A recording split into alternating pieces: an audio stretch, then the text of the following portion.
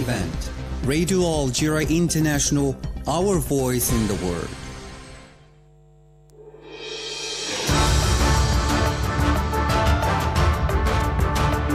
This is the English service of Radio Algeria International. It's time for the news. In today's top stories, the President of the Republic, Abdelmajid Tebboune, today had talks with the visiting President of the Republic of Sierra Leone, Julius Maada Bio, now on a 3-day official visit. Algeria has begun its term as a non-permanent member of the UN Security Council for the period 2024-2025 for the fourth time in its history. And the Vice President of the Political Bureau of the Palestinian Resistance Movement, Hamas Saleh al-Arouri, was killed in a Zionist strike on Tuesday evening in the outskirts of Beirut.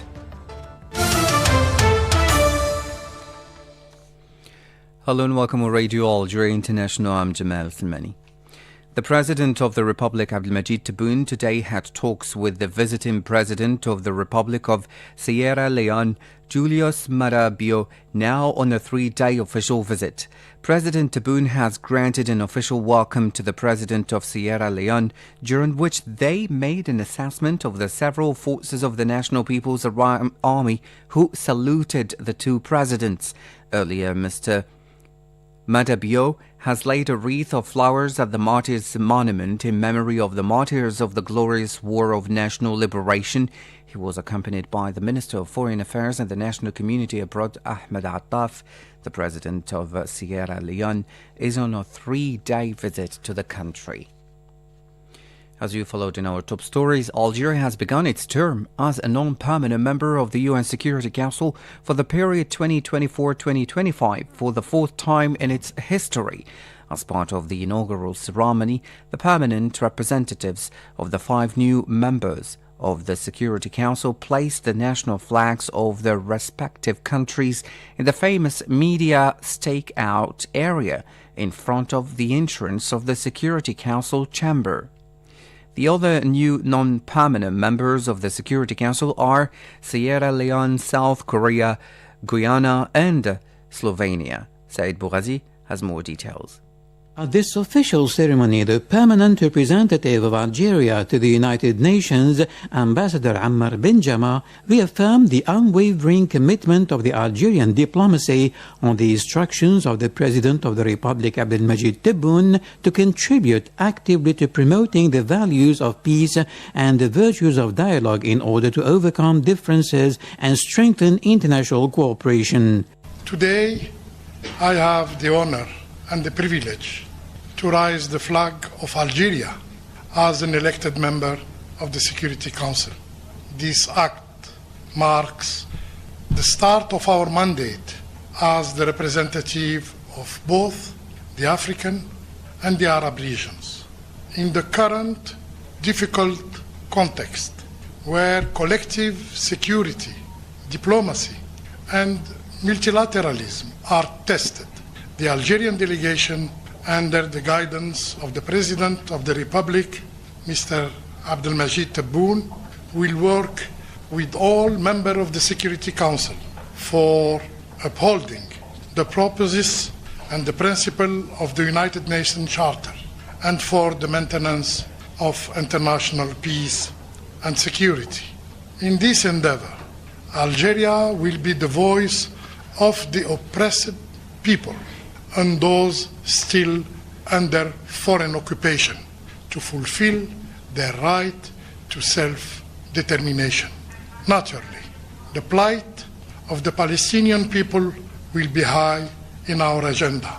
We will not give up our demand for an immediate ceasefire in Gaza and for a just and lasting solution to the Palestinian question based on the fulfillment of the legitimate right of the Palestinian people to establish its independent state with Al-Quds as its capital. This is the fourth time in history that Algeria occupies a non-permanent seat at the UN Security Council. Algeria's priorities within the UN Security Council are the strengthening of peaceful settlements, the consolidation of partnerships, support for the role of regional organizations, the promotion of the status of youth and women in peace processes, and the strengthening of the international fight against terrorism. Regarding African countries, Algeria will work to increase the number of non-permanent seats for African countries from 3 to 5, in line with the recommendations of the Isolwini Consensus and the Sirte Declaration. Prime Minister Nabil Arabawi has chaired a government meeting to examine draft legislation and presentations relating to a number of sectors. Now, the Vice President of the Political Bureau of the Palestinian Resistance Movement, Hamas, Saleh al-Aruri, was killed in a Zionist strike on Tuesday evening in the outskirts of Beirut. Saleh al-Aruri was assassinated along with his bodyguards in an Israeli strike that targeted the Hamas office in the southern suburbs of the Lebanese capital, according to a Lebanese security official. The Palestinian Hamas movement confirmed on Tuesday that the vice president of its political bureau had been assassinated in a Zionist strike in Beirut. The leader of the Palestinian resistance movement, Ismail Haniyeh, has said that the movement will never be defeated following the death of its number 2, Saleh al-Aruri, a movement whose leaders and founders fell as martyrs for the dignity of our people and our country will never be defeated, Ismail Haniyeh said in a televised address. This is the story of resistance and of the movement which, after the assassination of its leaders, becomes even stronger and more determined, he added. Here in Algiers, the representative of the Hamas movement, Youssef Hamdan, has stressed that the Israeli occupation's assassinations will not weaken the determination of the Hamas movement. Asya Bikar. The representative of the Hamas movement, Youssef Hamdan, stressed that the Israeli assassination of Sheikh Saleh al-Aruri reflects the failure of the Israeli occupation in weakening the Hamas movement. The murder of Sheikh Saleh al-Aruri, the head of the West Bank region of the Hamas movement, and its vice president gives more determination and attachment to the plans of Hamas. The Israeli occupation has tried the policy of assassinations of the leaders of the Hamas movement before, but this assassination did not affect the movement's determination nor its strength. This cowardly attack against the Lebanese state may widen the cycle of the conflict outside of the Gaza Strip. The assassination reflects the failure of the Israeli occupation for making achievements on the battlefield, whether in Palestine or the Gaza Strip. Notably, in the Battle of Al-Aqsa Flood, the Israeli occupation has chosen to find targets outside the Palestinian territory, thus they should shoulder the responsibility of their choice. We will revenge for the blood of all our martyrs. The Zionist entity will pay for its crimes, and all oppressors will pay for their deeds. That was the statement of the representative of the Hamas movement, Youssef Hamdan, following the Israeli assassination of Sheikh Saleh al-Aruri, the vice president of the Hamas movement. A member of the political bureau of the Palestinian resistance movement, Hamas, Izzat Rishq, has stated that the cowardly assassinations carried out by the Zionist entity against leaders and symbols of the Palestinian people in Palestine and abroad will no way weaken the determination of the resistance. In a statement, a copy of which was sent to APS in reaction to the assassination on Tuesday by the Israeli forces of Sheikh Saleh al-Aruri, vice president of the Hamas movement and president of the West Bank, Izzat Rishq underlines that the series of assassinations targeting leaders of the movement reaffirms once again the bitter failure of the enemy to achieve its hostile objectives in the Gaza Strip, as well as its failure to undermine the will and resistance of the Palestinian people, as evidenced by the continuing fierce resistance. Meanwhile, the Lebanese resistance movement Hezbollah has said that the Israeli assassination of the number 2 of the Palestinian Hamas movement in its stronghold in the southern suburbs of Beirut will not go unpunished. Meanwhile, a general strike is being observed across the occupied West Bank today following the assassination of Mr. El-Arouri. Shops, banks, commercial facilities and public institutions were shut while transport activity has been disrupted. Palestinian parties and factions had called for joint action as well as protest rallies, holding Israel fully responsible for El-Arouri's murder. 22,313 Palestinians, including 4,156 Palestinian students, have been killed since the start of the Zionist aggression on the Gaza Strip on the 7th of October. More details in this report by Said Bouazi. The Palestinian Ministry of Education said in its statement that 4,156 students have been martyred and 7,818 others wounded since the start of the Zionist wanton aggression on Gaza on 7th October 2023. The ministry recorded 4,119 martyrs and 7,536 injured in the Gaza Strip, compared with 37 martyrs and 282 injured in the West Bank. 278 public schools and 65 schools affiliated to the United Nations Relief and Works Agency UNRWA have been bombed and vandalized in the Gaza Strip. The Zionist army also stormed 38 schools in the West Bank, the same source detailed. According to the Palestinian Ministry of Education, the Zionist army strikes targeted 90% of public schools and education buildings. 29% of educational institutions are no longer operational, while 133 public schools have been used as accommodation centers in the war-torn Palestinian enclave. Since 7th October 2023, the occupying army has been carrying out a devastating aggression on the besieged Gaza Strip, which up to Monday had caused 21,978 martyrs and 57,697 injuries.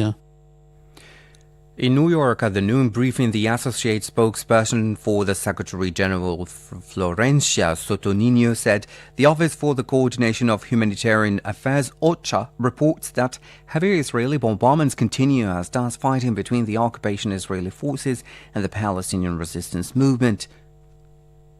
Over the past few days, further attacks hit residential structures and infrastructure in Gaza, with high numbers of casualties reported. An estimated 1.9 million Palestinians, that's roughly 85% of the population, remain displaced. In the West Bank, including East Jerusalem, 2023 was the deadliest year for Palestinians as the UN started recording casualties there in 2005, with 507 Palestinians recorded killed. During the same period, the UN recorded 36 Israeli fatalities and attacks by Palestinians from the West Bank, which was also the highest figure since 2005. And over the past year, the Office for the Coordination of Humanitarian Affairs also recorded 1,225 incidents that involved Israeli settlers in the West Bank and resulted in Palestinian casualties, property damage, or both. This is the highest number since OCHA started recording this trend in 2006. The increase has caused displacement and deepened humanitarian needs in many areas of the West Bank. The number of incidents resulting in casualties or property damage among Israeli settlers in 2023 is 140, compared with 329 in 2022. United Nations agencies have expressed concern about the threat of hunger and disease in the overcrowded areas of the besieged Gaza Strip, relentlessly bombarded by the Zionist occupation forces since the 7th of October. Mariam Barshi tells us more in this report. The most recent warnings came from the United Nations Relief and Works Agency for Palestine Refugees in the Near East, UNRWA, and the World Food Programme. The agencies expressed concern about the threat of hunger and disease in the overcrowded areas where tens of thousands of people have taken refuge from the bombardments in central and northern Gaza. Everyone in Gaza is hungry, said the World Food Programme on the X platform. People go to bed hungry. Adults are not eating so that their children can eat. More than 1 million people are now seeking refuge in the already overcrowded city of Rafah in the south of the country, said UNRWA, adding that hundreds of thousands of them are sleeping outside without adequate clothing to protect them from the cold. The World Health Organization, WHO, has also warned that the negative effects of the ongoing conflict, stating that there is a high risk of epidemic spreading. Since the start of the Zionist army's genocidal war on Gaza on October 7, 2023, there have been 179,000 cases of respiratory diseases, 136,000 cases of diarrhea in children under 5, and 55,400 cases of ulcers and lice. Now, in Iran, at least 73 people have been killed by two bombings near the tomb of Iranian Revolutionary Guards General Qasem Soleimani on the 4th anniversary of his assassination. State media said another 170 people were wounded when the blast hit a procession near the Sahib al-Zaman Mosque in the southern city of Kerman. It cited Kerman's deputy governor as saying it was a terrorist attack. Now I invite you to listen to the second part of an interview conducted with Algerian author Hamza Kudri, who tells us about his novel Sand Roses. Our Talk. A weekly program with guests activating in different fields. Hello, dear listeners, and welcome on the waves of Radio Algeria International. Today we have with us Algerian young author whose novel Sand Roses has won the Island Prize for African Writers. Hamza Kudri, welcome on Radio Algeria International. Hi, thank you so much for having me today. So, do you aim with your novel to denounce this tradition or to actually praise it? Well, that's a very good question. And I think also through my research, I found that there is a lot of sort of denial of the existence of this culture in the first place, or even sort of like you said, some people trying to justify it or denounce it. And, you know, if you talk to people from Busada, they still have that in their memory. It's still fresh. People, you know, because some of these people continue to work until the 70s and 80s. So a lot of, you know, I think the older generations would remember a time when the Red Nail dancers used to work in Busada. And there's also like a couple of historians that I've read from Algeria who wrote about them, which was also very helpful. So in Sand Roses, I try very consciously to neither denounce nor, you know, celebrate, but mostly sort of to recognize that this is a culture that exists. And so from the point of view of Fahima and Salima, what we try to do is, you know, recognize that these are just women who are trying to make their way, to navigate a road for themselves. They're trying to work, and, you know, they have their own dreams and aspirations. You know, one of them wants to collect a dowry and go back and get married and start a family, because that was also a very common fate for these dancers. Or one of them is a bit more dreamy, so she wants to, you know, to get a painting of herself. She wants to travel the world, because also this was common. You know, we hear of Hizia, but we hear a lot of dancers since the 1800s who would travel to, you know, fairs in Paris or circus in Italy. There was also a time where they went all the way to Chicago in 1893 to perform at the big Chicago Fair. So these were people who were recognized worldwide, and so I wanted to portray a woman who also has those dreams, sort of to be on a sort of like a world tour. But really, so what we're trying to say is, you know, these are not women who are sort of ashamed of their, like, you know, of their work, or also like, you know, this is the life that they, you know, that they were born into. And for me, that was an important part of the story. Many young people don't know about this.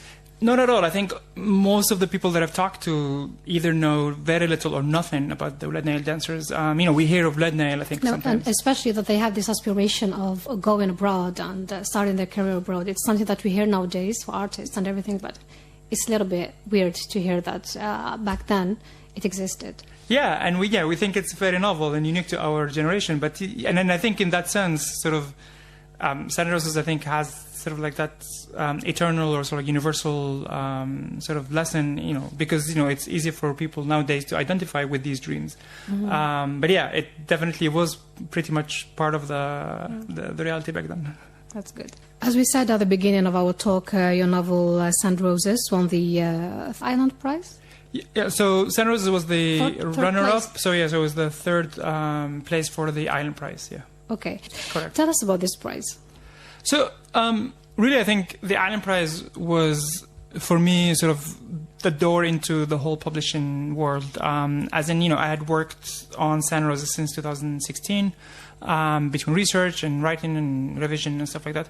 But it was only when I entered the competition in sort of like for the 2022 edition, the first edition for the Iron Prize, and I was long listed, which was already very overwhelming, and I already felt like a winner because I started to get a lot of feedback from well-known authors from from Africa. But also when I was shortlisted and then it was the runner-up for the prize, it opened a lot of doors, I think, between feedback, between the contacts, and then eventually I ended up getting a publication offer. And so that's how actually it's going to be available in the UK starting November 1st for UK audiences, and actually in Nigeria later in 2024. And as of this week, it's available in CELA. But the Island Prize, really, it's valuable because it's this is a prize for African writers who have never published before, and so it's a great opportunity, I think, for other Algerian young writers who want to participate because it's currently open for submissions, I think, until the end of the year. And so it's a way for people to get their work recognized because usually it's read by a committee, especially the long-listed works. They get read by a committee of African writers. And they will choose a long list and the short list. And I think no matter what, it's a really good opportunity for recognition, but also for feedback and hopefully a clearer path to publication. That's great. So how does it make you feel to win such a prize? Especially that it's your first novel, right? Yeah. Yeah, definitely. And so I think, like I said, it was very, it was very overwhelming at the beginning just to be longlisted because, your work is being validated in a way. But also, very immediately I started to get these congratulations, this encouragement from other well-known writers, including the one who founded the prize, Karen Jennings from South Africa. And I got a lot of support from her and from other people from the publishing house who also started it. And so that really, I think, it gave me more support and encouragement to keep working on it. And then, being sort of shortlisted and sort of getting all the publication offer, I think you finally get, okay, maybe this is sort of worth publishing and this is maybe worth going and telling more people about Sun Roses and stuff like that. That's good. We're happy for you. Thank you so much. So let's talk about your writing in general. So I like to say that I've always been fond of storytelling in general in all its forms. So I think I always talk about how as a kid I used to love hearing the stories, sort of the bed stories. But also, like, when I was playing with, animal figures or sometimes, like, matchsticks and stuff, I would always be imagining these scenes and these characters. And then, of course, when I started reading, and, you want to sort of recreate what you read. And so you could read these stories for kids, and then, I would fold these papers and try to write stories like that. And then as I grew older and read more novels, I was like, okay, well, I want to try these novels. And so I've always written, I think, my entire life, I've always been, I would always be developing a story at one point or another and be writing. But I think, a lot of the works that I did before, I don't think they're worthy of any publication. But at one point... All writers say that, by the way. Yeah, probably they're right. I think they're better sort of like, We have to read to judge, I don't know. I don't know if I'm ready to take them out of the box. I think they're really safe in the box. But really, I think, it was a necessary part of the process. And then I think... At one point, and I used to write in Arabic actually as a kid and growing up, but then as an adult with studies and work, I think I sort of took a break. But I was also continuing to write a lot for work. I was developing curricula and reports and manuals and stuff like that. And then at one point I was doing a fellowship in the US and I was taking creative writing class, and so I was starting to write short stories in English. So I was trying my hand in English a little bit. And that's how I actually came across the podcast, and then the idea for Sun Roses came, and I tried to write it in English. And then this was a project that I, committed a lot of time into. It wasn't just something that I was doing for fun. I was taking it very seriously, and I worked on it on 2 years, and then I did lots of revisions for years afterwards. And I think that finally paid off eventually. That's great. Let's also recall together that you write in English, only in English right now. Yes, I don't think I should be trusted to write in another language, but yes. You never know. Do you consider translating your novel Sun Roses into Arabic, French, or any other language? Yeah, honestly, I think it's great, especially with Algeria. I think moving towards English, we see a lot of youth, asking for more and more English, for personal or professional purposes or otherwise, for academic sometimes. And so I think it's good for me. It's really important to give some youth, material that's about Algeria and it's in English. But really, I think it would be very nice to have it also accessible to other audiences who don't necessarily speak English. So it would be nice to translate it into Arabic and French, maybe. I think we just got it published, but hopefully down the road we will be working on the translation. That's great. So where can we find your works, particularly your novel Sun Roses? Right now, both digital and a printed copy will be available online starting from November 1st in the UK. And then I'm also working, and so in the UK it's with Holland House, and then also I'm working with Masobi, which is another publisher in Nigeria, who will release it in Nigeria early 2024. So it's exciting to see, I think, Sun Roses get around a little bit. Yeah, great. So right now it's available only in the UK and Africa in 2024. Yes, that's correct. Do you consider, to publish it in European publishing house or? I mean, yeah, I think ideally. Why not the US, since you studied there? Yeah, definitely. I think, if the opportunity presents itself, hopefully, we'll get Sun Roses a little bit out and about. I'll be happy to. Okay, great. So what about other Algerian publishing houses? I'm talking about the English version still.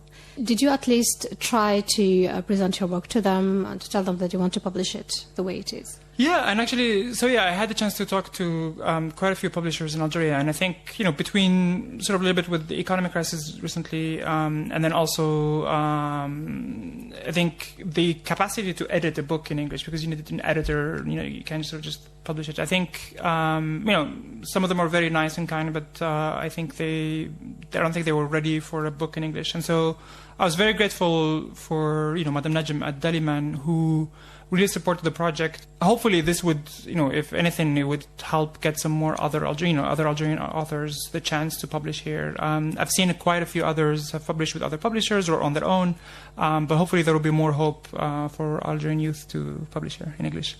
Okay, great. So any other works coming on the way? So, actually, currently I am working on a sequel for Sun Roses. And so without spoiling too much of Sun Roses, towards the end, you would have some of these characters at the end of the story, and we take them to Algiers, actually, in the 1950s, 20 years later. And so this is in the heart of the Battle of Algiers, and we have some of our characters trying to navigate their role within the Battle of Algiers in the War of Independence. But also specifically one of the characters who's a little bit, who's got some identity sort of things to sift through, because, the main character is half Algerian, half French, and her going through the battle from that lens, I thought it would be very interesting to explore sort of the story from the point of view of half Algerian, half French. So that's what I'm working on right now. So you want to keep the same themes of the first novel? I think they're really different because, we still have sort of the Wlad Nail and the Bousada in the backdrop because that's where our characters came from. But really it's more about, the Battle of Algiers. It's about the War of Independence, but mostly I think about this just young lady who's trying to navigate her identity. I think it's really about identity in the midst of this, in the war. Okay, great. Thank you so much, Hamza Koudry, a young author. You came to us after publishing your book for the first time with Island Prize. Exactly, yeah, and I'm very grateful for everybody working on the Island Prize. I think especially Robert Peet, but also his entire team. And I had the chance to work with an amazing editor. Her name is Juni. And I think really the work with them has helped really shape the book Sun Roses and take it to the state that it is right now. Thank you so much for being with us, Hamza Koudry. Thank you so much for having me today. Wish you the best. Thank you so much. I appreciate it.